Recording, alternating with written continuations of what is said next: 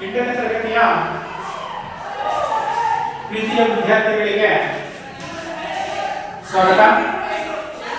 8ನೇ ತರಗತಿಯ ಸಮಾಜ ವಿಜ್ಞಾನ ಇದರಲ್ಲಿ ಎಷ್ಟು ಭಾಗಗಳಿದ್ದಾವೆ?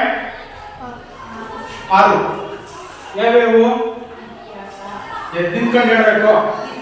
ಇತಿಹಾಸ, ರಾಜ್ಯಶಾಸ್ತ್ರ, ಸಮಾಜಶಾಸ್ತ್ರ, ಭೂಗೋಳಶಾಸ್ತ್ರ, ಅರ್ಥಶಾಸ್ತ್ರ, ವ್ಯವಹಾರ ಅಧ್ಯಯನ.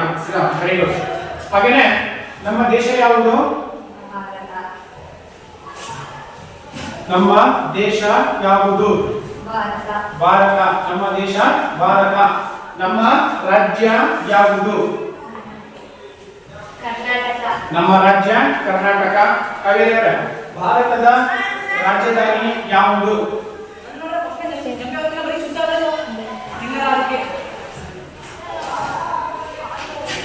ಭಾರತದ ರಾಜಧಾನಿ ಯಾವುದು? ಕರ್ನಾಟಕದ ರಾಜಧಾನಿ ಬೆಂಗಳೂರು. ಭಾರತದ ರಾಜಧಾನಿ ನವದೆಹಲಿ is the right answer. Very good. ಕುಂಗಡಿ ಅಲ್ಲೈತಲ್ಲ, ಇದು ಪ್ರಮುಖವಾಗಿರ್ತಕ್ಕಂಥ ಅಂಶ. ಯಾವುದು? ನಮ್ಮ ದೇಶ ಭಾರತ, ರಾಜಧಾನಿ ದೆಹಲಿ, ಹಾಗೇನೆ ಕರ್ನಾಟಕ ನಮ್ಮ ರಾಜ್ಯ, ಕರ್ನಾಟಕ ರಾಜ್ಯದ ರಾಜಧಾನಿ ಬೆಂಗಳೂರು ಅಲ್ವಾ? ಹಾಗಾದ್ರೆ ಇಲ್ಲಿ ನಾವು ಸಮಾಜ ವಿಜ್ಞಾನದಲ್ಲಿ 6 ವಿಷಯಗಳನ್ನ ನೋಡಿದೀವಿ. ಇತಿಹಾಸ, ರಾಜ್ಯಶಾಸ್ತ್ರ, ಆಮೇಲೆ ಸಮಾಜಶಾಸ್ತ್ರ, ಭೂಗೋಳಶಾಸ್ತ್ರ, ಹಾಗೇನೆ ಅರ್ಥಶಾಸ್ತ್ರ ಮತ್ತು ವ್ಯವಹಾರ ಅಧ್ಯಯನ ಅಲ್ವಾ? ಹಾಗಾದ್ರೆ ಈ ಒಂದು ಅವಧಿಯಲ್ಲಿ ನಾವು ಮುಖ್ಯವಾಗಿ ಸರ್ಕಾರಗಳು ಅಂತಕ್ಕಂಥ ಗೊತ್ತಿರಬೇಕು ನಿಮಗೆ ಅಲ್ವಾ? ಸರ್ಕಾರಗಳು ಈಗ ಯಾವ ಸರ್ಕಾರ ಇದೆ? ಯಾವ ಸರ್ಕಾರ ಇದೆ ಕರ್ನಾಟಕದಲ್ಲಿ? ಕಾಂಗ್ರೆಸ್ ಸರ್ಕಾರ ಅಲ್ವಾ? ಆ ಸರ್ಕಾರಗಳು ಹೇಗೆ ಆಡಳಿತವನ್ನ ಮಾಡ್ತವೆ?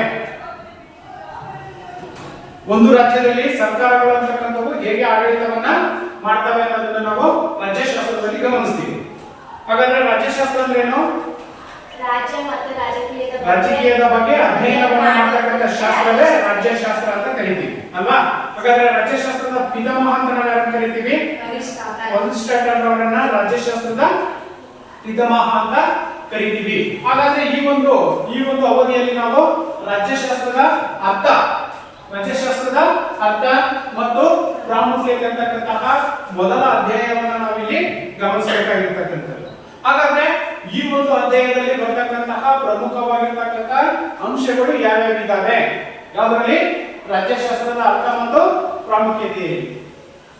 ಒಂದು ರಾಜ್ಯಶಾಸ್ತ್ರದ ಪರಿಕಲ್ಪನೆ, ರಾಜ್ಯಶಾಸ್ತ್ರದ ಬೆಳವಣಿಗೆ, ಹಾಗೇನೆ ರಾಜ್ಯಶಾಸ್ತ್ರದ ಚಿಂತಕರು, ಯಾರ್ಯಾರು ಚಿಂತಕರಿದ್ರು, ಹಾಗೇನೆ ಆ ಚಿಂತಕರು ರಾಜ್ಯಶಾಸ್ತ್ರಕ್ಕೆ ನೀಡಿರ್ತಕ್ಕಂತಹ ಕೊಡುಗೆಗಳು, ದ ಮೀನಿಂಗ್ ಆಫ್ ಕಾಂಟ್ರಿಬ್ಯೂಷನ್ ಅಂತ ಕರಿತೀವಿ. ಅವರು ನೀಡಿರ್ತಕ್ಕಂಥ ಕೊಡುಗೆಗಳು ಏನೇನಿದಾವೆ, ಹಾಗೇನೆ ರಾಜ್ಯಶಾಸ್ತ್ರದ ಪ್ರಾಮುಖ್ಯತೆ, means importance of the political science. ಇಷ್ಟು ಅಂಶಗಳನ್ನ ನಾವು ಈ ಒಂದು ಅವಧಿಯಲ್ಲಿ ಅಧ್ಯಯನವನ್ನ ಮಾಡ್ತಕ್ಕಂಥದ್ದು. ಹಾಗಾದ್ರೆ ಇಲ್ಲಿ ಅರ್ಥ, ಯಾವುದರ ಅರ್ಥ? ರಾಜ್ಯಶಾಸ್ತ್ರದ ಅರ್ಥ. ಈಗ ನಮಗೆ ಗೊತ್ತಿದೆ ರಾಜ್ಯಶಾಸ್ತ್ರ ಅಂದ್ರೆ ಏನಂತ ಗೊತ್ತಾಯ್ತು. ರಾಜಕೀಯದ ಬಗ್ಗೆ ಅಧ್ಯಯನವನ್ನ ಮಾಡ್ತಕ್ಕಂಥದ್ದು ಏನಿದೆ ಇದನ್ನ ನಾವು ರಾಜ್ಯಶಾಸ್ತ್ರ ಅಂತ ಕರಿತೀವಿ. ಒಂದು ರಾಜ್ಯದ ಸಂಪೂರ್ಣವಾಗಿರ್ತಕ್ಕಂಥ ಒಂದು ಆಡಳಿತ ವ್ಯವಸ್ಥೆ ಅಲ್ವಾ? ಹಾಗಾದ್ರೆ ಅರ್ಥವನ್ನ ನಾವು ನೋಡೋದಾದ್ರೆ ರಾಜ್ಯಶಾಸ್ತ್ರ ಒಂದು ಸಮಾಜ ವಿಜ್ಞಾನ. ಕರಿಬೋದ ನಾವು ರಾಜ್ಯಶಾಸ್ತ್ರವನ್ನ ಏನಂತ ಕರಿತೀವಿ? ಒಂದು ಸಮಾಜ ವಿಜ್ಞಾನ ಎಂಬುದಾಗಿ ಕರೀತಕ್ಕಂಥದ್ದು. ಹೌದಾಯ್ತಲ್ಲ? ರಾಜ್ಯಶಾಸ್ತ್ರವನ್ನ ಏನಂತ ಕರಿತೀವಿ ನಾವು? ಒಂದು ಸಮಾಜ ವಿಜ್ಞಾನ. ಸಮಾಜ ವಿಜ್ಞಾನದಲ್ಲಿ ಏನು 6 ವಿಷಯಗಳು ಬರ್ತವೆ, ಅದರಲ್ಲಿ ರಾಜ್ಯಶಾಸ್ತ್ರವು ಕೂಡ ಒಂದು ವಿಭಾಗವಾಗಿರ್ತಕ್ಕಂಥದ್ದು. ಹಾಗಾಗಿನೇ ಅರ್ಥವನ್ನ ನಾವು ನೋಡಿದಾಗ ರಾಜ್ಯಶಾಸ್ತ್ರವು ಒಂದು ಸಮಾಜ ವಿಜ್ಞಾನ. ಇದು ಮಾನವನ ಜೀವನದ ರಾಜಕೀಯ ಚಟುವಟಿಕೆಗಳೇನಿದಾವೆ, ಮಾನವನ ಜೀವನದ ರಾಜಕೀಯ ಚಟುವಟಿಕೆಗಳು, ನಾವು ಆಡಳಿತ ಅಂತ ಏನ್ ಕರಿತೀವಿ, ಅಡ್ಮಿನಿಸ್ಟ್ರೇಟಿವ್, ಆ ಒಂದು ಆಡಳಿತದಲ್ಲಿ ಮಾನವರ ಚಟುವಟಿಕೆಗಳು, ರಾಜಕೀಯದಲ್ಲಿ ಪ್ರತಿಯೊಬ್ಬ ಪ್ರಜೆಗೂ ಕೂಡ ಭಾಗವಹಿಸತಕ್ಕಂತ ಅವಕಾಶ ಇರತಕ್ಕಂತ ಸಂವಿಧಾನ ಮತ್ತು ನಮಗೆ ಕೊಟ್ಟಿದೆಯಾ ಇಲ್ವಾ? ರಾಜಕೀಯದಲ್ಲಿ ಯಾರು ಬೇಕಾದ್ರೂ ಮಹಿಳೆಯರು ಭಾಗವಹಿಸಬಹುದು, ಪುರುಷರು ಕೂಡ ಭಾಗವಹಿಸ್ತಕ್ಕಂಥ ನಾವು ಕಾಣ್ತೀವಿ. ಬರೀ ಶ್ರೀಮಂತರೇ ರಾಜಕೀಯದಲ್ಲಿ ಭಾಗವಹಿಸ್ತಕ್ಕಂಥದ್ದಲ್ಲ, ಬಡವರು ಕೂಡ ಭಾಗವಹಿಸ್ತಕ್ಕಂಥ ಅವಕಾಶವನ್ನ ಸಂವಿಧಾನದಲ್ಲಿ ನೀಡಿರ್ತಕ್ಕಂಥ ನಾವು ಕಾಣ್ತಾ ಇದ್ದೀವಿ. ಹಾಗಾಗಿ ಮಾನವನ ಜೀವನದ ರಾಜಕೀಯ ಚಟುವಟಿಕೆಗಳು ಕೂಡ ಆಗಿರ್ತಕ್ಕಂಥದ್ದು. ಇನ್ನ ರಾಜ್ಯದ ರೂಪುರೇಷೆಗಳು ಅಂತಕ್ಕಂಥವೇನಿದ್ದಾವೆ, ಒಂದು ರಾಜ್ಯ ಅಂತಕ್ಕಂಥದ್ದು ಹೇಗಿರಬೇಕು, ಆ ರಾಜ್ಯದ ರೂಪುರೇಷೆಗಳನ್ನು ಕೂಡ ತಿಳಿಸ್ತಕ್ಕಂಥದ್ದು ಒಂದು ಸಂಬಂಧವನ್ನ, ಯಾವುದು ಮಾನವನ ರಾಜಕೀಯ ಚಟುವಟಿಕೆ ಮತ್ತು ಒಂದು ರಾಜ್ಯದ ರೂಪುರೇಷೆಗಳನ್ನ ತಿಳಿಸ್ತಕ್ಕಂಥ ಒಂದು ಸಂಬಂಧವನ್ನ ಯಾವುದು ಹೊಂದಿರುತ್ತೆ? ರಾಜ್ಯ ಶಾಸ್ತ್ರ ಅಂತಕ್ಕಂಥದ್ದು ಹೊಂದಿರುತ್ತೆ. ಹಾಗೇನೆ ರಾಜ್ಯ ಮತ್ತು ಸರ್ಕಾರದ ಸಂಬಂಧ. ರಾಜ್ಯ ಅಂತಂದ್ರೆ ಒಂದು ಸ್ಟೇಟ್ ಅಂತ ನಾವೇ ಕರಿತೀವಿ. ಇನ್ನು ಸರ್ಕಾರ ಅಂತಂದ್ರೆ ಆ ಒಂದು ರಾಜ್ಯವನ್ನ ಆಡಳಿತವನ್ನ ಮಾಡ್ತಕ್ಕಂಥ ಒಂದು ಸರ್ಕಾರ. ಈಗ ನಾವು ಕರ್ನಾಟಕವನ್ನ ತಗೊಂಡಾಗ, ಕರ್ನಾಟಕ ಗೊತ್ತಲ್ಲ ನಮಗೆ, ಕರ್ನಾಟಕವನ್ನ ತಗೊಂಡಾಗ ನಮ್ಮದು ಒಂದು ರಾಜ್ಯ. ಹಾಗಾದ್ರೆ ಕರ್ನಾಟಕ ರಾಜ್ಯದಲ್ಲಿ ಯಾವ ಸರ್ಕಾರ ಅಂತಕ್ಕಂಥದ್ದು ಆಡಳಿತದಲ್ಲಿದೆ? ಕಾಂಗ್ರೆಸ್ ಅಂತಕ್ಕಂಥದ್ದು. ಹಾಗಾದ್ರೆ ಮುಖ್ಯಮಂತ್ರಿ ಯಾರು? ಸಿದ್ದರಾಮಯ್ಯ ಅವರು ಮುಖ್ಯಮಂತ್ರಿ ಆಗಿರ್ತಕ್ಕಂಥ ನಾವು ಕಾಣ್ತೀವಿ. ಅದಕ್ಕೆ ಇಲ್ಲಿ ನಾವು ರಾಜ್ಯಶಾಸ್ತ್ರ ಅಂತಕ್ಕಂಥದ್ದು ಏನಿದೆ, ರಾಜ್ಯ ಮತ್ತು ಸರ್ಕಾರದ ಸಂಬಂಧವನ್ನ ಕಲ್ಪಿಸ್ತಕ್ಕಂಥದ್ದು. ಅರ್ಥ ಆಯ್ತಲ್ಲ? ಸರ್ಕಾರ ಒಂದು ಪಕ್ಷ ಅಂತಕ್ಕಂಥದ್ದು ಅಧಿಕಾರಕ್ಕೆ ಬಂದು ಆ ಪಕ್ಷದಲ್ಲಿ ಬಹುಮತವನ್ನ ಪಡ್ಕೊಂಡಿರ್ತಕ್ಕಂಥ ಒಂದು ಪಕ್ಷ ಆಡಳಿತವನ್ನ ಮಾಡುತ್ತೆ. ಕಡಿಮೆ ಬಹುಮತವನ್ನ ಪಡ್ಕೊಂಡಿರ್ತಕ್ಕಂಥ ಪಕ್ಷ ವಿರೋಧ ಪಕ್ಷವಾಗಿ ಕಾರ್ಯವನ್ನು ನಿರ್ವಹಿಸುತ್ತೆ. ಅರ್ಥ ಆಯ್ತಲ್ಲ? ಹಾಗಾಗಿ ರಾಜ್ಯಶಾಸ್ತ್ರ ಅಂತಕ್ಕಂಥದ್ದು ರಾಜ್ಯ ಮತ್ತು ಸರ್ಕಾರದ ಸಂಬಂಧವನ್ನ ಕಲ್ಪಿಸುವ ಒಂದು ಕೊಂಡಿಯಾಗಿರ್ತಕ್ಕಂಥದ್ದು. ಅರ್ಥ ಆಯ್ತಲ್ಲ? That is the definitions of the political science. ರಾಜ್ಯಶಾಸ್ತ್ರದ ಅರ್ಥ ಅಂತಕ್ಕಂಥದ್ದನ್ನ ನಾವು ಗಮನಿಸಿದ್ವಿ. ಅರ್ಥ ಆಯ್ತು? ಈಗ ನೆಕ್ಸ್ಟ್ ನಾವು ಇನ್ನ ರಾಜ್ಯದ ಬಗೆಗಿನ ಅಧ್ಯಯನವೇ ರಾಜ್ಯಶಾಸ್ತ್ರ. ನಿಮಗೆ ಒಂದು ಅಂಕದ ಪ್ರಶ್ನೆಯನ್ನ ಕೇಳಬಹುದು. ರಾಜ್ಯಶಾಸ್ತ್ರ ಎಂದರೇನು ಅಂದ್ರೆ what is the meaning of political science? ಏನು ರಾಜ್ಯಶಾಸ್ತ್ರ ಅಂದ್ರೆ? ರಾಜ್ಯದ ಬಗೆಗಿನ ಅಧ್ಯಯನ, ಆ ಒಂದು ರಾಜ್ಯದ ಸಂಪೂರ್ಣವಾಗಿರ್ತಕ್ಕಂಥ ಒಂದು ಅಧ್ಯಯನವನ್ನು ಮಾಡತಕ್ಕಂಥ ಒಂದು ಪ್ರಕ್ರಿಯೆ ಏನಿದೆ, ಆ ಒಂದು ಪ್ರಕ್ರಿಯೆಯನ್ನು ನಾವು ಕರೀತೀವಿ ರಾಜ್ಯಶಾಸ್ತ್ರ ಎಂಬುದಾಗಿ ಕರೆಯಲಾಗುತ್ತೆ. ಕ್ಲಿಯರ್ ಆಯ್ತಾ? ಕೇಳಬಹುದಾ? ಇನ್ನೊಂದ್ಸರಿ ಕೇಳಿದಾಗ ಹೇಳ್ಬೇಕು ನೀವು. ರಾಜ್ಯಶಾಸ್ತ್ರ ಅಂದ್ರೆ ಏನು? ರಾಜ್ಯ ಮತ್ತು ರಾಜಕೀಯದ ಬಗ್ಗೆ ಅಥವಾ ರಾಜ್ಯದ ಚಟುವಟಿಕೆಗಳ ಬಗ್ಗೆ ಅಧ್ಯಯನವನ್ನ ಮಾಡತಕ್ಕಂಥ ಶಾಸ್ತ್ರವೇ ರಾಜ್ಯಶಾಸ್ತ್ರ. ಓಕೆ. ಇನ್ನ ರಾಜ್ಯಶಾಸ್ತ್ರದ ಮೂಲ ಅಂತಕ್ಕಂಥದ್ದು, ಈ ಒಂದು ರಾಜ್ಯಶಾಸ್ತ್ರ ಎಂಬುವ ಪದ ಮೊಟ್ಟ ಮೊದಲು ಎಲ್ಲಿ ಉಟ್ಕೊಳ್ತಪ್ಪ ಅಂತಂದ್ರೆ ಗ್ರೀಸ್ ಅಥವಾ ಗ್ರೀಕ್ ಅಂತಕ್ಕಂಥ ಒಂದು ದೇಶದಲ್ಲಿ. ಅರ್ಥ ಮಾಡ್ಕೋಬೇಕು. ಒಂದು ಅಂಕದ ಪ್ರಶ್ನೆಗಳು ಕೇಳುವ ಸಾಧ್ಯತೆ ಇರುತ್ತೆ. ಅರ್ಥ ಆಯ್ತಲ್ಲ? ಈ ಒಂದು ರಾಜ್ಯಶಾಸ್ತ್ರದ ಮೂಲ ಮೊಟ್ಟ ಮೊದಲಿಗೆ ಈ ರಾಜ್ಯಶಾಸ್ತ್ರ ಅಂತಕ್ಕಂಥ ಪದ ಏನಿದೆ ಎಲ್ಲಿ ಪ್ರಾರಂಭವಾಯಿತು, ಎಲ್ಲಿ ಉಟ್ಕೊಳ್ತಪ್ಪ ಅಂತಂದ್ರೆ ಅಲ್ಲಿ ಗ್ರೀಸ್ ಅಂತಕ್ಕಂಥ ಒಂದು ದೇಶದಲ್ಲಿ ಮೊದಲು ಇದು ಹುಟ್ಟಿರ್ತಕ್ಕಂಥದ್ದು. ನಂತರದಲ್ಲಿ ನಾಗರಿಕತೆಗಳು ಏನಿದ್ದಾವೆ, ನಾಗರಿಕತೆಗಳು ಅಂತ ಯಾವ್ಯಾವ ಅಂತ ಸಿವಿಲೈಸೇಷನ್ ಅಂತ ಕರಿತೀವಿ ನಾವು. ಯಾವ್ಯಾವ ನಾಗರಿಕತೆಗಳು? 7ನೇ ತರಗತಿಯಲ್ಲಿ ಇದೆಯಲ್ಲ, 6ನೇ ಕ್ಲಾಸ್ ಅಲ್ಲಿ ಇದೆ, 5ನೇ ಕ್ಲಾಸ್ ಅಲ್ಲಿ ಇದೆ. ಯಾವ್ಯಾವ ನಾಗರಿಕತೆಗಳು? ಈಜಿಪ್ಟ್ ನಾಗರಿಕತೆ, ರೋಮ್ ನಾಗರಿಕತೆ, ಹೇಳಿ, ಹರಪ್ಪ ನಾಗರಿಕತೆ, ಚೀನಾ ನಾಗರಿಕತೆ, ಇವೇ ತಾನೇ ನಾಗರಿಕತೆಗಳು. ಗೊತ್ತಾ ನಿಮಗೆ ನಾಗರಿಕತೆಗಳು? ಸಿವಿಲೈಸೇಷನ್ ಅಂದ್ರೆ ಏನಂತ ಗೊತ್ತೇ ಇಲ್ವಾ ನಾಗರಿಕತೆಗಳು? ಈಜಿಪ್ಟ್ ನಾಗರಿಕತೆ, ಚೀನಾ ನಾಗರಿಕತೆ, ಅಮೆರಿಕ ನಾಗರಿಕತೆ, ರೋಮ್ ನಾಗರಿಕತೆ, ಮೆಸೊಪೊಟೇಮಿಯಾ ನಾಗರಿಕತೆ, ಹರಪ್ಪ ನಾಗರಿಕತೆ, ಮೊಹೆಂಜೊದಾರೋ ನಾಗರಿಕತೆ. ಈ ನಾಗರಿಕತೆಗಳ ಕಾಲದಲ್ಲೂ ಕೂಡ ಈ ಒಂದು ರಾಜ್ಯಶಾಸ್ತ್ರ ಅಂತಕ್ಕಂಥದ್ದನ್ನ ನಾವು ಅಲ್ಲಿಂದ ಪ್ರಾರಂಭವಾಗಿರ್ತಕ್ಕಂಥ ನಾವು ಕಾಣ್ತೀವಿ. ಆದ್ರೆ ಮೊಟ್ಟ ಮೊದಲ ಬಾರಿಗೆ ಇದು ಉಟ್ಕೊಂಡಿರ್ತಕ್ಕಂಥದ್ದು ಎಲ್ಲಪ್ಪ ಅಂತಂದ್ರೆ ಗ್ರೀಸ್ ದೇಶದಲ್ಲಿ. ನಂತರದಲ್ಲಿ ಈ ಏನು ಈಜಿಪ್ಟ್ ನಾಗರಿಕತೆಗಳು ಅಂತಕ್ಕಂಥವೇನಿದ್ದಾವೆ, ಈಗ ಹೇಳಿದ್ವಲ್ಲ, ಆ ನಾಗರಿಕತೆಗಳ ಕಾಲದಲ್ಲೂ ಕೂಡ ಆ ಒಂದು ರಾಜ್ಯಶಾಸ್ತ್ರದ ಬಗ್ಗೆ ತಿಳುವಳಿಕೆ, ಜ್ಞಾನ ಅಂತಕ್ಕಂಥದ್ದು ಆ ಒಂದು ನಾಗರಿಕತೆ ಜನರಿಗೂ ಕೂಡ ಇತ್ತು ಅನ್ನೋದನ್ನ ನಾವು ರಾಜ್ಯಶಾಸ್ತ್ರದಲ್ಲಿ ಅರ್ಥವನ್ನ ಮಾಡ್ಕೋಬೇಕಾಗಿರ್ತಕ್ಕಂಥದ್ದು. ಇದಾದ ನಂತರ ಇನ್ನ ಭಾರತೀಯರು ಹಾಗೂ ಚೀನಿಯರು, ಭಾರತೀಯರಿಗೂ ಮತ್ತು ಚೀನಿಯರಿಗೂ ರಾಜನೀತಿಯ ಬಗ್ಗೆ ತಿಳಿದಿರ್ತಕ್ಕಂಥದ್ದು. ನಮ್ಮಲ್ಲೂ ಕೂಡ ನಾವು ತಿಳ್ಕೊಬಹುದು, ಏನು ರಾಜ ಮಹಾರಾಜರ ಕಾಲದ ಆಡಳಿತ ವ್ಯವಸ್ಥೆ ಇತ್ತಲ್ವಾ, ಅವಾಗ ರಾಜ್ಯಶಾಸ್ತ್ರ ಅಂದ್ರೆ ಗೊತ್ತಿಲ್ಲ. ರಾಜರು ಒಂದು ರಾಜ್ಯದ ಬಗ್ಗೆ ಅಥವಾ ಒಂದು ಸಂಸ್ಥಾನದಲ್ಲಿ ಆಡಳಿತವನ್ನ ಮಾಡ್ತಾ ಇದ್ರು ಅಷ್ಟೇ ನಮಗೆ ಗೊತ್ತಿರೋದಲ್ಲಿ. ಅಲ್ಲಿ ಏನಾಗ್ತಾ ಇತ್ತು, ರಾಜ ಇರ್ತಾ ಇದ್ದ, ಮಂತ್ರಿಗಳು ಇರ್ತಾ ಇದ್ರು, ಸೇವಕರು ಇರ್ತಾ ಇದ್ರು ಅಲ್ವಾ. ನಾಗರಿಕತೆಗಳ ಕಾಲದಿಂದಲೂ ಕೂಡ ಅದು ಬೆಳವಣಿಗೆ ಆಗಿರ್ತಕ್ಕಂಥ ನಾವು ಕಾಣ್ತೀವಿ. ಸ್ವತಂತ್ರ ಪೂರ್ವದಲ್ಲೂ ಕೂಡ ನಮ್ಮ ಮೈಸೂರು ಸಂಸ್ಥಾನ ಇತ್ತು. ಮೈಸೂರು ಸಂಸ್ಥಾನದಲ್ಲಿ ಏನಾಗ್ತಾ ಇತ್ತು, ರಾಜರಿದ್ರು, ಮಂತ್ರಿಗಳಿದ್ರು, ಸೇವಕರಿದ್ರು ಅಲ್ವಾ. ಅದೇ ರೀತಿಯಾಗಿ ಈ ಒಂದು ಗ್ರೀಸ್ ದೇಶದ ನಂತರ ರಾಜ್ಯಶಾಸ್ತ್ರ ಅಂತಕ್ಕಂಥದ್ದು ಏನಿದೆ ಭಾರತೀಯರಿಗೂ ಕೂಡ ಗೊತ್ತಿತ್ತು, ಇನ್ನು ಚೀನಿಯರಿಗೂ ಕೂಡ ಗೊತ್ತಿತ್ತು. ಹೇಗೆ ಅಂತಂದ್ರೆ ಅದೇ ರಾಜ ಮಹಾರಾಜರು ಆಡಳಿತವನ್ನ ಮಾಡ್ತಾ ಇದ್ರು. ಈಗ ಅದನ್ನ ನಾವೇ ಮಾಡ್ಕೊಂಡಿದ್ದೀವಿ. ಸ್ವತಂತ್ರ ಬಂದ ನಂತರ ರಾಜ ಮಹಾರಾಜರು ಇಲ್ಲ, ಇಲ್ಲಿ ಯಾರಿದ್ದಾರೆ, ಇಲ್ಲಿ ರಾಜನ ಸ್ಥಾನದಲ್ಲಿ ಯಾರಿದ್ದಾರೆ, ರಾಜನ ಸ್ಥಾನದಲ್ಲಿ ಯಾರಿದ್ದಾರೆ, ಮುಖ್ಯಮಂತ್ರಿ. ಮಂತ್ರಿಗಳ ಸ್ಥಾನದಲ್ಲಿ ಇರ್ತಕ್ಕಂಥ ಮಿನಿಸ್ಟರ್ಗಳು ಅಂತ ನಾವೇನ್ ಕರಿತೀವಿ, ಮಂತ್ರಿಗಳು ಅವ್ರು ಇರ್ತಕ್ಕಂಥ ನಾವು ಕಾಣ್ತೀವಿ. ಇನ್ನು ಸೇವಕರು ಅಂತಂದ್ರೆ ಕೆಲಸವನ್ನ ಮಾಡ್ತಕ್ಕಂಥವ್ರು ಅಲ್ವಾ.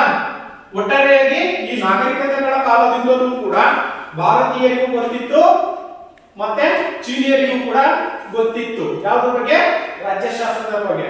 ಆದ್ರೆ ಒಂದು ನಿರ್ದಿಷ್ಟವಾಗಿರ್ತಕ್ಕಂಥ ದಾರಿ ಅಂತಕ್ಕಂಥದ್ದು ಗೊತ್ತಿರಲಿಲ್ಲ ಅವರಿಗೆ. ರಾಜ್ಯಶಾಸ್ತ್ರ ಅನ್ನೋದು ಆಡಳಿತವನ್ನ ಮಾಡ್ತಾ ಇದ್ರು, ಆಡಳಿತದ ಚಟುವಟಿಕೆಗಳು ನಡೀತಾ ಇದ್ವು, ಎಲ್ಲಾ ರೀತಿಯ ಚಟುವಟಿಕೆಗಳು ಕೂಡ ನಡೀತಾ ಇದ್ವು. ಆದರೆ ನಿರ್ದಿಷ್ಟವಾಗಿ ಇದೆ ರಾಜ್ಯಶಾಸ್ತ್ರ, ರಾಜಕೀಯ ಅಂದ್ರೆ ಇದೇನೆ, ಸಂಘ ಸಂಸ್ಥೆಗಳಂದ್ರೆ ಇದೆ ಅನ್ನೋದು ಅವರಿಗೆ ಗೊತ್ತಿರಲಿಲ್ಲ. ಓಕೆ, ಇಷ್ಟು. ಇನ್ನ ಗ್ರೀಕ್ ತತ್ವಜ್ಞಾನಿಗಳಾಗಿರ್ತಕ್ಕಂಥವ್ರು ಏನಿದ್ದಾರೆ, ಯಾರು ಗ್ರೀಕ್ ತತ್ವಜ್ಞಾನಿಗಳಾಗಿರ್ತಕ್ಕಂಥವ್ರು, ಸಾಕ್ರೆಟಿಸ್ ಮತ್ತು ಪ್ಲೇಟೋ, ಗುರು ಶಿಷ್ಯರು ಇಬ್ರು. ಅರ್ಥ ಆಯ್ತಲ್ಲ, ಸಾಕ್ರೆಟಿಸ್ ಮತ್ತು ಇವನ ಶಿಷ್ಯರಾಗಿರ್ತಕ್ಕಂಥ ಪ್ಲೇಟೋ. ಇವರು ಈ ಒಂದು ಪ್ಲೇಟೋ ಗುರು ಶಿಷ್ಯರು. ಪ್ಲೇಟೋ ಒಂದು ಗ್ರಂಥವನ್ನ ಬರೀತಾನೆ. ಕೇಳಬಹುದು ನಿಮಗೆ ಒಂದು ಅಂಕದ ಪ್ರಶ್ನೆ, ಪ್ಲೇಟೋ ಬರೆದಿರ್ತಕ್ಕಂಥ ಗ್ರಂಥ ಯಾವುದು? ಪ್ಲೇಟೋ ಬರೆದ ಗ್ರಂಥ ಯಾವುದು? ಕೃತಿ ದಿ ರಿಪಬ್ಲಿಕ್. ದಿ ರಿಪಬ್ಲಿಕ್ ಅಂತಕ್ಕಂಥ ಒಂದು ಗ್ರಂಥವನ್ನ ಅವನು ಬರೀತಾನೆ. ಅರ್ಥ ಆಯ್ತಲ್ಲ. ಗ್ರೀಸ್ನ ತತ್ವಜ್ಞಾನಿಗಳಾಗಿರ್ತಕ್ಕಂತಹ ಯಾರ್ಯಾರು? ಸಾಕ್ರೆಟಿಸ್ ಮತ್ತು ಪ್ಲೇಟೋ. ಸಾಕ್ರೆಟಿಸ್ ಮತ್ತು ಪ್ಲೇಟೋ ಇವರು ಗ್ರೀಸ್ನ ತತ್ವಜ್ಞಾನಿಗಳು, ಗುರು ಶಿಷ್ಯರು. ಸಾಕ್ರೆಟಿಸ್ನ ಶಿಷ್ಯರಾಗಿರ್ತಕ್ಕಂಥ ಪ್ಲೇಟೋ ಒಂದು ಕೃತಿಯನ್ನ ಬರೀತಾನೆ. ಆ ಕೃತಿಯ ಹೆಸರೇನಪ್ಪ ಅಂತಂದ್ರೆ ದಿ ರಿಪಬ್ಲಿಕ್. ದಿ ರಿಪಬ್ಲಿಕ್ ಅಂತಕ್ಕಂಥ ಒಂದು ಗ್ರಂಥವನ್ನ ಬರೀತಾನೆ. ಆದ್ರೆ ಇಷ್ಟೆಲ್ಲ ಎಲ್ಲರಿಗೂ, ನಾಗರಿಕತೆ ಜನರಿಗೂ ಎಲ್ಲರಿಗೂ ಕೂಡ ರಾಜ್ಯಶಾಸ್ತ್ರ ಅಥವಾ ಆಡಳಿತ ಅಂತಕ್ಕಂಥದ್ದು ಎಲ್ಲರಿಗೂ ಗೊತ್ತಿತ್ತು. ಆದರೆ ಅದನ್ನು ನಿರ್ದಿಷ್ಟವಾಗಿ ಅಧ್ಯಯನವನ್ನ ಮಾಡಿ ಆಳವಾಗಿ ಹೀಗೆ ಇರುತ್ತೆ ರಾಜ್ಯಶಾಸ್ತ್ರ ಅಂತಕ್ಕಂಥದ್ದು ತೋರಿಸಿಕೊಟ್ಟಿರ್ತಕ್ಕಂಥವ್ರು ಯಾರಪ್ಪ ಅಂತಂದ್ರೆ ಅರಿಸ್ಟಾಟಲ್ ರವರು. ಗೊತ್ತಾಯ್ತಲ್ಲ, ಅರಿಸ್ಟಾಟಲ್ ರವರು ನಿರ್ದಿಷ್ಟವಾಗಿ ರಾಜ್ಯಶಾಸ್ತ್ರವನ್ನ ಹೀಗೆ ಅಧ್ಯಯನವನ್ನ ಮಾಡಬೇಕು, ಪರಿಚಯವನ್ನ ಮಾಡ್ಕೊಂಡು ಕೊಟ್ಟಿರ್ತಕ್ಕಂಥವ್ರು. ವಿಶ್ವಕ್ಕೆ ರಾಜ್ಯಶಾಸ್ತ್ರವನ್ನ ಪರಿಚಯಿಸಿರ್ತಕ್ಕಂಥವ್ರು ಯಾರಪ್ಪ ಅಂತಂದ್ರೆ ಗ್ರೀಕ್ನವರು. ಅದರಲ್ಲಿ ಪ್ರಮುಖರಾಗಿರ್ತಕ್ಕಂಥವ್ರು ಅರಿಸ್ಟಾಟಲ್ ರವರು. ಹಾಗಾಗಿ ಇವರನ್ನ ನಾವೇನಂತ ಕರಿತೀವಿ? ರಾಜ್ಯಶಾಸ್ತ್ರದ ಪಿತಾಮಹ ಎಂಬುದಾಗಿ ಕರೆಯಲಾಗುತ್ತೆ. ಅರ್ಥ ಆಯ್ತಲ್ಲ. ಕೇಳಬಹುದು ನಿಮಗೆ ಒಂದು ಅಂಕದ ಪ್ರಶ್ನೆಯನ್ನ, ರಾಜ್ಯಶಾಸ್ತ್ರದ ಪಿತಾಮಹ ಅಂತ ಯಾರನ್ನ ಕರಿತೀವಿ? ಅರಿಸ್ಟಾಟಲ್ ರವರನ್ನ ರಾಜ್ಯಶಾಸ್ತ್ರದ ಪಿತಾಮಹ ಅಂತ ಕರಿತೀವಿ. ನಮಿತವ್ರೆ, ಅರಿಸ್ಟಾಟಲ್ ರವರನ್ನೇ ರಾಜ್ಯಶಾಸ್ತ್ರದ ಪಿತಾಮಹ ಅಂತ ಕರೀಲಿಕ್ಕೆ ಕಾರಣ ಏನು?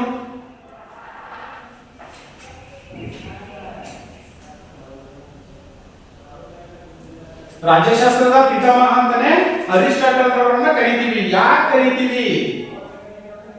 ಸುಮ್ಮನೆ ಕರ್ಬಿಟ್ರ ರಾಜ್ಯಶಾಸ್ತ್ರದ ಪಿತಾಮಹ ಅಂತ? ಈಗ ಒಂದು ಎಕ್ಸಾಂಪಲ್, ನಮ್ಮ ದೇಶ ಗಾಂಧೀಜಿ ಅವರನ್ನ ರಾಷ್ಟ್ರಪಿತ ಅಂತ ಕರೆದೀವಿ. ಸುಮ್ಮನೆ ಕರೆದ? ಹೌದು ತಾನೆ. ಒಂದು ನಿರ್ದಿಷ್ಟವಾಗಿರ್ತಕ್ಕಂಥ ಸಾಧನೆಯನ್ನ ಮಾಡಿರ್ತಕ್ಕಂಥದಕ್ಕೆ ನಾವು ಅವರಿಗೆ ಆ ಬಿರುದನ್ನ ಕೊಟ್ಟಿರ್ತೀವಿ. ಹಾಗಾದ್ರೆ ಇಲ್ಲಿ ಅರಿಸ್ಟಾಟಲ್ ಅವರನ್ನ ರಾಜ್ಯಶಾಸ್ತ್ರದ ಪಿತಾಮಹ ಅಂತ ಕರಿತೀವಿ. ಯಾಕೆ ಅಂದ್ರೆ ಯಾಕೆ ಕರಿತೀವಿ? ಅವರು ರಾಜ್ಯಶಾಸ್ತ್ರದ ಬಗ್ಗೆ ಆಳವಾಗಿ ಅಧ್ಯಯನವನ್ನ ಮಾಡಿ ಸಂಪೂರ್ಣವಾಗಿರ್ತಕ್ಕಂಥ ಒಂದು ಅರ್ಥವನ್ನ ತಲುಪಿಸಿ ಕೊಟ್ಟಿರ್ತಕ್ಕಂಥ ಕೀರ್ತಿ ಅರಿಸ್ಟಾಟಲ್ ಅವರಿಗೆ ಸಲ್ಲುವುದರಿಂದ ಇವರನ್ನು ನಾವೇನಂತ ಕರಿತೀವಿ? ರಾಜ್ಯಶಾಸ್ತ್ರದ ಪಿತಾಮಹ ಎಂಬುದಾಗಿ ಕರೆಯಲಾಗುತ್ತೆ.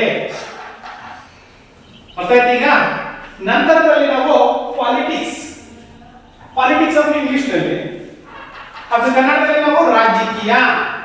ಪಾಲಿಟಿಕ್ಸ್ ರಾಜಕೀಯ. ಪಾಲಿಟಿಕ್ಸ್ ಅಂತಕ್ಕಂಥದ್ದು ಏನಿದೆ, ಈ ಒಂದು ಪದ ನಮಗೆ ಏನನ್ನ ಅರ್ಥವನ್ನ ತಿಳಿಸುತ್ತಪ್ಪ ಅಂತಂದ್ರೆ ನಗರ ರಾಜ್ಯ. ನಗರ ರಾಜ್ಯ. ನಗರವು ಒಂದು ರಾಜ್ಯವಾಗಿತ್ತು. ಆ ಒಂದು ರಾಜ್ಯದ ಸಂಪೂರ್ಣವಾಗಿರ್ತಕ್ಕಂಥ ಆಡಳಿತವನ್ನ ಮಾಡ್ತಕ್ಕಂಥವ್ರನ್ನು ಕೂಡ ನಾವು ರಾಜರು ಅಂತ ಕರೀತಾ ಇದ್ವಿ. ಅದನ್ನೇ ಆ ಒಂದು ಕಾಲದಲ್ಲಿ ಪಾಲಿಟಿಕ್ಸ್, ರಾಜಕೀಯ ವ್ಯವಸ್ಥೆ ಅಥವಾ ರಾಜಕೀಯ ಅಂತಕ್ಕಂಥ ಒಂದು ಪದ ಏನಿದೆ, ಇದನ್ನ ನಾವು ನಗರ ರಾಜ್ಯ. ಆಗ ನಾವು ಗ್ರೀಕರ ಕಾಲದಲ್ಲಿ ಅದನ್ನ ಏನಂತ ಕರೀತಿದ್ದಾರಪ್ಪ ಅಂತಂದ್ರೆ ನಗರ ರಾಜ್ಯ, ಸಿಟಿ ಸ್ಟೇಟ್. ಸಿಟಿ ಸ್ಟೇಟ್ ಎಂಬುದಾಗಿ ನಾವು ಕರೀತಾ ಇದ್ರು. ಇನ್ನೊಂದು ಆ ಗ್ರೀಸ್ನ ಪದವಾಗಿರ್ತಕ್ಕಂಥ ಪೊಲೀಸ್. ಪೊಲೀಸ್ ಅನ್ನಬಾರದನ್ನ ಪೊಲೀಸ್. ಪೊಲೀಸ್ ಅಂತಕ್ಕಂತಹ ಒಂದು ಹೆಸರಿನಿಂದಲೂ ಕೂಡ ನಾವು ಕರೀತಕ್ಕಂಥದ್ದು ನಾವು ಕಾಣ್ತಾ ಇದ್ವಿ. ಯಾವ್ದನ್ನ? ರಾಜ್ಯಶಾಸ್ತ್ರವನ್ನ. ನೋಡಿ ಅಲ್ಲಿ ಎಷ್ಟು ಚೆನ್ನಾಗಿ ಹೇಳಿದ್ದಾರೆ. ಪಾಲಿಟಿಕ್ಸ್ ಅಂತಕ್ಕಂಥ ಒಂದು ಪದ ನಗರ ರಾಜ್ಯ ಅಂತ ಕರೀತಾ ಇದ್ವಿ. ಇದನ್ನ ಗ್ರೀಸ್ ನಲ್ಲಿ ಏನಂತ ಕರೀತಾ ಇದ್ರು? ಏನಂತ? ಪೊಲೀಸ್. ಪೊಲೀಸ್ ಎಂಬ ಪದದಿಂದ ಅದು ಹುಟ್ಟಿಕೊಂಡಿರ್ತಕ್ಕಂಥದ್ದು. ನಂತರ ಅದೇನಾಯ್ತು? ಪಾಲಿಟಿಕ್ಸ್ ಆಯ್ತು. ಪಾಲಿಟಿಕ್ಸ್. ಪಾಲಿಟಿಕ್ಸ್ ಮೀನ್ಸ್ ರಾಜಕೀಯ, ಸಿಸ್ಟಮ್ ಆಫ್ ಪೊಲಿಟಿಕಲ್. ಅದ ನಂತರದಲ್ಲಿ ಅದು ರಾಜ್ಯಶಾಸ್ತ್ರ, ಪೊಲಿಟಿಕಲ್ ಸೈನ್ಸ್, ರಾಜ್ಯಶಾಸ್ತ್ರವಾಗಿ ಬದಲಾಗಿರ್ತಕ್ಕಂಥದ್ದು. ಹಾಗಾದ್ರೆ ಇಲ್ಲಿ ಈ ಒಂದು ಪಾಲಿಟಿಕ್ಸ್ ಅಥವಾ ರಾಜಕೀಯ ಅಂತಂದ್ರೆ ಏನಿದೆ? ಇದು ರಾಜ್ಯದ ಭೂತಕಾಲ, ವರ್ತಮಾನ ಕಾಲ ಮತ್ತು ಭವಿಷ್ಯತ್ ಕಾಲ, ಮೂರು ಕಾಲಗಳೇನಿದ್ದಾವೆ. ಭೂತಕಾಲ ಹಿಂದೆ ನಡೆದು ಹೋಗಿರ್ತಕ್ಕಂಥದ್ದು, ವರ್ತಮಾನ ಕಾಲ ಈಗ ನಡೆಯೋದು, ಭೂತಕಾಲ ನಾಳೆ ಏನಾಗುತ್ತೆ ಅಂತ. ಅರ್ಥ ಆಯ್ತಲ್ಲ? ಈ ಎಲ್ಲರ ಬಗ್ಗೆ ಸಂಪೂರ್ಣವಾಗಿ ತಿಳಿಸ್ತಕ್ಕಂಥದ್ದೇ ಪಾಲಿಟಿಕ್ಸ್. ಭವಿಷ್ಯದ ಬಗ್ಗೆ ತಿಳಿಸ್ತಕ್ಕಂಥದ್ದು ಯಾವುದು? ರಾಜಕೀಯ ಅಥವಾ ರಾಜ್ಯಶಾಸ್ತ್ರ. ಹೇಗೆ ಹಾಗಾದ್ರೆ?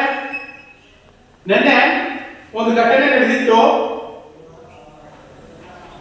ಒಂದು ಪ್ರವಾಹಗಳು ಬರ್ತಾ ಇದಾವೆ ಈಗ ಅಲ್ವಾ? ಪ್ರವಾಹಗಳು ಬಂದು ಒಂದು ಘಟನೆ ಅಂತಕ್ಕಂಥ ನಡೆದಿತ್ತು. ಅಲ್ಲಿ ಸಾಕಷ್ಟು ಜನರ ಮರಣವನ್ನ ಹೊಂದಿದ್ರು ಹಿಂದೆ. ಅದನ್ನ ಇವತ್ತು ಗೊತ್ತಾಗಿ ಏನ್ ಮಾಡ್ತಾ ಇದ್ದಾರೆ? ಹುಡುಕ್ತಿದ್ದಾರೆ. ನೋಡಿ, ಮುಗಿದು ಹೋಗಿರ್ತಕ್ಕಂಥದ್ದು. ಭೂತಕಾಲ ಅಂದ್ರೆ ನಿನ್ನೆ ನಡೆದಿರ್ತಕ್ಕಂಥ ಘಟನೆ, ವರ್ತಮಾನ ಅಂದ್ರೆ ಇವಾಗ ನಡೀತಕ್ಕಂಥದ್ದು. ಯಾವಾಗಲೋ ನಡೆದಿರ್ತಕ್ಕಂಥದ್ದನ್ನ ಈಗ ಒಂದು ಎಕ್ಸಾಂಪಲ್ ಬೇರೆ ಬೇರೆ ತಗೊಂಡಾಗ ನಾವು ರಾಜಕೀಯ ವ್ಯವಸ್ಥೆಯಲ್ಲಿ ಯಾವಾಗಲೋ ಯಾವ ಹಗರಣಗಳನ್ನ ಮಾಡಿರ್ತಾರೆ. ಆ ಹಗರಣಗಳು ಇವತ್ತು ಬೆಳಕಿಗೆ ಬರುತ್ತೆ. ಮುಂದಿನ ಅವ್ರ ಭವಿಷ್ಯ ಏನಾಗುತ್ತೆ? ಅವ್ರು ಜೈಲಿಗೆ ಹೋಗ್ತಾರೆ. ಅರ್ಥ ಆಯ್ತಲ್ಲ? ಈಗ ಸ್ವತಂತ್ರ ಪೂರ್ವದಲ್ಲಿ ಭಾರತ ಬಡ ರಾಷ್ಟ್ರವಾಗಿತ್ತು. ಭೂತಕಾಲ. ಸ್ವತಂತ್ರದ ನಂತರ ನಾವು ಸ್ವಲ್ಪ ಮಟ್ಟಿಗೆ ಶ್ರೀಮಂತರಾಗ್ತಾ ಇದ್ದೀವಿ. ಭವಿಷ್ಯತ್ ಕಾಲದಲ್ಲಿ ನಂಬರ್ 1 ರಾಷ್ಟ್ರ ಆಗ್ಬೋದು ನಾವು. ಅದನ್ನೇ ರಾಜಕೀಯದಲ್ಲೂ ಕೂಡ ಭೂತ, ವರ್ತಮಾನ ಮತ್ತು ಭವಿಷ್ಯತ್ ಕಾಲ. ಕ್ಲಿಯರ್ ಆಯ್ತಾ? ಈಗ ಯಾವಾಗ ನೀವು ಒಂದು ಹಾಡನ್ನ ಹೇಳ್ತೀರಿ, ಹಾಡಿನ ಪ್ರಕಾರ ಮಧುರವಾಗಿ ಹಾಡು ಹೇಳ್ತೀರಾ, ನಾವೇ ಡಿಸೈಡ್ ಮಾಡ್ತೀವಿ. ನಮಿತಾ ಅಮೂಲ್ಯ ಮತ್ತು ಕಾವೇರಿ ಅವರು ಮುಂದೆ ಒಂದು ಉತ್ತಮವಾಗಿರ್ತಕ್ಕಂಥ ಗಾಯಕರಾಗ್ತಾರೆ. ಈ ನಿಮಗೆ ಯಾವುದು ಜಿ ಕನ್ನಡದಲ್ಲೆಲ್ಲ ಬರ್ತಾವ ನೋಡ್ರಿ ಸ್ಪರ್ಧೆಗಳು. ಹಾಡು ಹೋಗಿಲ್ಲ ಏನೇನಿದಾವ ನಮ್ಗೆ ಗೊತ್ತಿಲ್ಲ ಅಲ್ವಾ? ಆ ರೀತಿಯಾಗಿ ರಾಜಕೀಯ ವ್ಯವಸ್ಥೆಯಲ್ಲೂ ಕೂಡ ಭೂತಕಾಲ, ವರ್ತಮಾನ ಕಾಲ ಮತ್ತು ಭವಿಷ್ಯತ್ ಕಾಲದ ಬಗ್ಗೆ ತಿಳುವಳಿಕೆಯನ್ನ ನೀಡತಕ್ಕಂಥದ್ದನ್ನ ನಾವು ರಾಜ್ಯಶಾಸ್ತ್ರ ಅಂತ ಕರಿತೀವಿ. ಓಕೆ, ಇನ್ನು ನೆಕ್ಸ್ಟ್ ಈ ರಾಜ್ಯಶಾಸ್ತ್ರಕ್ಕೆ ಸಂಬಂಧಪಟ್ಟಂತೆ ಕೆಲವು ಡೆಫಿನೇಷನ್ಸ್ ಗಳಿದಾವೆ. ಡೆಫಿನೇಷನ್ಸ್ ಮೀನ್ಸ್ ವ್ಯಾಖ್ಯೆಗಳು ಅಂತ ಕರಿತೀವಿ. ಯಾವ್ಯಾವ ರೀತಿಯಾಗಿರ್ತಕ್ಕಂಥ ರಾಜ್ಯಶಾಸ್ತ್ರವನ್ನ ಅವರ ಅಭಿಪ್ರಾಯಕ್ಕೆ ತಕ್ಕಂತೆ ವ್ಯಕ್ತಪಡಿಸಿದ್ದಾರೆ, ವ್ಯಾಖ್ಯೆಗಳನ್ನ ನೀಡಿದ್ದಾರೆ ಅನ್ನೋದಾದ್ರೆ, ಮೊದಲಾಗಿರ್ತಕ್ಕಂಥದ್ದು ಗಾರ್ನರ್ ಪ್ರಕಾರ. ಗಾರ್ನರ್ ಅಂತಕ್ಕಂಥ ಒಬ್ಬ ರಾಜ್ಯಶಾಸ್ತ್ರಜ್ಞ. ಇವನು ಒಂದು ಸ್ಟೇಟ್ಮೆಂಟ್ ಕೊಟ್ಟಿದ್ದಾನೆ ಯಾವುದ್ರ ಬಗ್ಗೆ, ರಾಜ್ಯಶಾಸ್ತ್ರ ಅಂದ್ರೆ ಏನು ಅಂತ. ಏನಂತ ಹೇಳಿದ್ರು ಅವರು, ರಾಜ್ಯದಿಂದ ಆರಂಭವಾಗಿ ರಾಜ್ಯದೊಡನೆ ಪರಿಸಮಾಪ್ತಿಗೊಳ್ಳುವ ಅಧ್ಯಯನ. ಪ್ರಾರಂಭವಾಗುವುದು ರಾಜ್ಯದಿಂದ, ಅಂತ್ಯಗೊಳ್ಳುವುದು ಕೂಡ ರಾಜ್ಯದಿಂದ. ಹಾಗಾಗಿ ಇದನ್ನ ನಾವು ಏನಂತ ಕರೆದ್ರು, ರಾಜ್ಯಶಾಸ್ತ್ರ ಎಂಬುದಾಗಿ ಕರೆದ್ರು. ಪ್ರಾರಂಭವಾಗುವುದು ರಾಜ್ಯದಿಂದ, ಸಮಾಪ್ತಿ ಆಗ್ತಕ್ಕಂಥದ್ದು ರಾಜ್ಯದಿಂದ. ಇದನ್ನ ನಾವೇನಂತ ಕರೆದ್ವಿ, ರಾಜ್ಯಶಾಸ್ತ್ರ ಎಂಬುದಾಗಿ ಕರೆಯಲ್ಪಟ್ರು. ಇನ್ನು ಎರಡನೇ ವ್ಯಕ್ತಿಯನ್ನು ನಾವು ನೋಡೋದಾದ್ರೆ ಫಾಲ್ಝೆನೆನ್. ಫಾಲ್ಝೆನೆನ್ ಅಂತಕ್ಕಂಥ ಒಬ್ಬ ಅರ್ಥಶಾಸ್ತ್ರಜ್ಞ, ರಾಜ್ಯಶಾಸ್ತ್ರಜ್ಞರು ಕೂಡ ಈ ಒಂದು ಸ್ಟೇಟ್ಮೆಂಟ್ ಅನ್ನು ಕೊಟ್ಟಿದ್ದಾರೆ. ಏನ್ ಕೊಟ್ಟಿದ್ದಾರೆ, ರಾಜ್ಯದ ಮೂಲ ಮತ್ತು ಸರ್ಕಾರದ ತತ್ವಗಳನ್ನು ಕುರಿತು ಅಧ್ಯಯನ ಮಾಡುವ ಶಾಸ್ತ್ರವೇ ರಾಜ್ಯಶಾಸ್ತ್ರ. ನೋಡಿ ಎಷ್ಟು ಚೆನ್ನಾಗಿದೆ ಸ್ಟೇಟ್ಮೆಂಟ್. ರಾಜ್ಯದ ಮೂಲ, ಒಂದು ರಾಜ್ಯ, ಈಗ ನಾವು ಕರ್ನಾಟಕ ಅಂತ ಕರಿತೀವಿ, ಕರ್ನಾಟಕ ಸರ್ಕಾರ ಅಲ್ವಾ, ಕರ್ನಾಟಕ ನೋಡಿ ರಾಜ್ಯದ ಮೂಲ ಮತ್ತು ಸರ್ಕಾರ ಅಂತಂದ್ರೆ ಕರ್ನಾಟಕ ಸರ್ಕಾರ. ತತ್ವಗಳನ್ನ ಕುರಿತು ಈ ಒಂದು ರಾಜ್ಯವನ್ನ ಹೇಗೆ ನಾವು ಅಭಿವೃದ್ಧಿ ಪಡಿಸಬೇಕು, ತತ್ವಗಳು. ಈಗ ಕೆಲವೊಂದು ಸರ್ಕಾರಗಳು ಬಂದಾಗ ನೋಡಿ, ಕಾಂಗ್ರೆಸ್ ಸರ್ಕಾರ ಅಂತಕ್ಕಂಥದ್ದು ಬಂತು, ನಿಮಗೆ ಗ್ಯಾರಂಟಿಗಳನ್ನ ಕೊಟ್ಟರು, 5 ಗ್ಯಾರಂಟಿಗಳನ್ನ. ಕಾರಣ ನಾವು ತತ್ವಗಳು, ನಾವು ಸರ್ಕಾರವನ್ನ ಅಧಿಕಾರವನ್ನ ಹಿಡಿಬೇಕು ಅಂತಕ್ಕಂಥದ್ದು. ಹಾಗಾಗಿನೇ ಇಲ್ಲಿ ಫಾಲ್ಝೆನೆಟ್ ಅವರು ರಾಜ್ಯದ ಮೂಲ ಮತ್ತು ಸರ್ಕಾರದ ತತ್ವಗಳನ್ನ ಕುರಿತು ಅಧ್ಯಯನ ಮಾಡುವ ಶಾಸ್ತ್ರವೇ ರಾಜ್ಯಶಾಸ್ತ್ರ ಎಂಬುದಾಗಿ ಹಲವಾರು ರಾಜ್ಯಶಾಸ್ತ್ರಜ್ಞರು ಈ ಒಂದು ವ್ಯಾಖ್ಯೆಗಳನ್ನು ನೀಡಿರ್ತಕ್ಕಂಥದ್ದು ನಾವು ಕಾಣಬಹುದಾಗಿದೆ. ಗೊತ್ತಾಯ್ತಾ? ನೆಕ್ಸ್ಟ್ ನಾವು ಇನ್ನ ರಾಜ್ಯಶಾಸ್ತ್ರದ ಪ್ರಾಮುಖ್ಯತೆಯನ್ನು ನೋಡೋದಾದ್ರೆ importance of the political science. ರಾಜ್ಯಶಾಸ್ತ್ರದ ಪ್ರಾಮುಖ್ಯತೆ ಗೊತ್ತಾಯ್ತು ಇಲ್ಲ ಅವರಿಗೆ? ರಾಜ್ಯಶಾಸ್ತ್ರ ಏನು, ರಾಜ್ಯಶಾಸ್ತ್ರದ ಪಿತಾಮಹ ಯಾರು ಅಂತಕ್ಕಂಥದ್ದು ಗೊತ್ತಾಯ್ತು. ಇನ್ನ ರಾಜ್ಯಶಾಸ್ತ್ರದ ಪ್ರಾಮುಖ್ಯತೆ, importance of the political science. English ಅಲ್ಲಿ ಒಂದು ಸ್ವಲ್ಪ ನೀವು ಉಚ್ಚಾರಣೆ ಮಾಡಿ, ಏನಾಗಲ್ಲ. ಅರ್ಥ ಆಯ್ತಲ್ಲ? ಇಂಗ್ಲಿಷ್ ಅಲ್ಲಿ ಹೇಳೋದು ಅರ್ಥ ಮಾಡ್ಕೋಬೇಕು. ಇಲ್ಲಿ ಅರ್ಥ ಅಂತ ಇದೆ, ಅರ್ಥಕ್ಕೆ ಏನಂತ ಕರಿಬೇಕು ನಾವು, ಮೀನಿಂಗ್, ಡೆಫಿನೇಷನ್ಸ್. ಓಕೆ, ಹಾಗಾದ್ರೆ ನೆಕ್ಸ್ಟ್ ನಾವು ರಾಜ್ಯಶಾಸ್ತ್ರದ ಪ್ರಾಮುಖ್ಯತೆಯನ್ನು ನೋಡೋದಾದ್ರೆ ಒಂದನೇದು ಏನ್ ಹೇಳ್ತಾ ಇದೆ, ರಾಜ್ಯಶಾಸ್ತ್ರವು ರಾಜ್ಯವೊಂದರ ಉಗಮ ಮತ್ತು ಬೆಳವಣಿಗೆಯ ಬಗ್ಗೆ ತಿಳಿಸುತ್ತೆ. ಕ್ಲಿಯರಾ? ಇನ್ನು ಎರಡನೇದು ನ್ಯಾಯ ಕಾನೂನುಗಳ ಸಮಾನತೆ. ಇನ್ನು ರಾಜ್ಯಶಾಸ್ತ್ರವು ರಾಜ್ಯ ಮತ್ತು ಸರ್ಕಾರಗಳ ರಚನೆ ಮತ್ತು ಕಾರ್ಯಗಳ ಬಗ್ಗೆ ತಿಳಿಸುತ್ತೆ. ಇನ್ನು ರಾಜ್ಯಶಾಸ್ತ್ರವು ಸರ್ಕಾರದ ಭೂತ ವರ್ತಮಾನ ಕಾಲದ ಚಟುವಟಿಕೆಗಳನ್ನ ತಿಳಿಸ್ತಕ್ಕಂಥದ್ದು. ರಾಜ್ಯಶಾಸ್ತ್ರವು ರಾಜ್ಯದ ಸಂವಿಧಾನ ಮತ್ತು ಕಾನೂನುಗಳ ಬಗ್ಗೆ ತಿಳುವಳಿಕೆಯನ್ನ ನೀಡತಕ್ಕಂಥದ್ದು. ಯಾರಿಗೆ? ಜನರಿಗೆ. ಇನ್ನ ಉತ್ತಮ ನಾಗರಿಕರನ್ನ ಸೃಷ್ಟಿಸುತ್ತೆ, ಉತ್ತಮ ನಾಗರಿಕರನ್ನ ಸೃಷ್ಟಿಸುತ್ತೆ. ರಾಜ್ಯಶಾಸ್ತ್ರವು ಅಂತಾರಾಷ್ಟ್ರೀಯ ಸಂಬಂಧಗಳ ಬಗೆಗಿನ ಜ್ಞಾನವನ್ನ ಹೆಚ್ಚಿಸುತ್ತೆ. ಓಕೆ, ಇಷ್ಟು ರಾಜ್ಯಶಾಸ್ತ್ರದ ಪ್ರಾಮುಖ್ಯತೆ. ಈಗ ಒಂದೊಂದಾಗಿ ನೋಡೋಣ ಮತ್ತೆ ಅಲ್ವಾ. ಒಂದೇನೇನ್ ಹೇಳ್ತಾ ಇದೆ, ರಾಜ್ಯಶಾಸ್ತ್ರವು ರಾಜ್ಯದ ಒಂದರ ಉಗಮ ಮತ್ತು ಬೆಳವಣಿಗೆ. ರಾಜ್ಯ ಅಂತಕ್ಕಂಥದ್ದು ಹೇಗೆ ಹುಟ್ಕೊಳ್ತು? ಮುಂಚೆ ರಾಜ್ಯಗಳು ದೇಶಗಳಂತ ಗೊತ್ತಿಲ್ವಾ? ಇಲ್ಲ, ಸಂಸ್ಥಾನಗಳಿದ್ವು ಅಲ್ವಾ, ಸಂಸ್ಥಾನಗಳು. ಈಗ ನಾವು ಆದಿಮಾನವರಿಗೆ ಹೋದ್ರೆ ಆದಿಮಾನವರಿಗೆ ಗೊತ್ತಿತ್ತ ಇದು ನಮ್ಮ ದೇಶ, ಇದು ನಮ್ಮ ಜನ, ಏನು ಗೊತ್ತಿರಲಿಲ್ಲ ಅವರಿಗೆ. ಅದು ಹಂತ ಹಂತವಾಗಿ ಬೆಳವಣಿಗೆಯಾಗಿ ನಗರಗಳಾಗಿ, ರಾಜ್ಯಗಳಾಗಿ, ದೇಶಗಳಾಗಿರ್ತಕ್ಕಂಥ ನಾವು ಕಾಣ್ತಾ ಇದ್ದೀವಿ. ಹಾಗಾಗಿ ಈ ಒಂದು ರಾಜ್ಯಶಾಸ್ತ್ರ ಅಂತಕ್ಕಂಥದ್ದು ಏನಿದೆ, ಒಂದು ರಾಜ್ಯದ ಉಗಮ ಮತ್ತು ಬೆಳವಣಿಗೆ. ಆ ರಾಜ್ಯಗಳು ಉಗಮವಾಗಿ ಹೇಗೆ ಒಂದು ಬೆಳವಣಿಗೆಯನ್ನು ಹೊಂದಬೇಕು ಅನ್ನೋದನ್ನ ತಿಳಿಸ್ತಕ್ಕಂಥದ್ದು ಯಾವ್ದಪ್ಪ ಅಂತಂದ್ರೆ ರಾಜ್ಯಶಾಸ್ತ್ರ. ಕ್ಲಿಯರ್ ಆಯ್ತಾ? ಇನ್ನ ಎರಡನೇದು ನ್ಯಾಯ ಕಾನೂನುಗಳ ಸಮಾನತೆ. ಒಂದು ರಾಜ್ಯ ಅಂತಕ್ಕಂಥದ್ದು ಇದೆ ಅಂತಂದ್ರೆ ನ್ಯಾಯ, ಕೋರ್ಟ್ ಅಂತ ನಾವು ಕರಿತೀವಿ, ನ್ಯಾಯಾಲಯಗಳು ಎಲ್ಲರಿಗೂ ಕೂಡ ಏನಾಗಿರ್ಬೇಕು, ಒಂದೇ ಸಮಾನತೆ ಅಂತಕ್ಕಂಥದ್ದು ಇರ್ಬೇಕು. ಇಲ್ಲಿ ಶ್ರೀಮಂತ ಬಡವ ಅಂತಕ್ಕಂಥದ್ದೇನಿಲ್ಲ, ಕಾನೂನು ಎಲ್ಲರಿಗೂ ಒಂದೇ.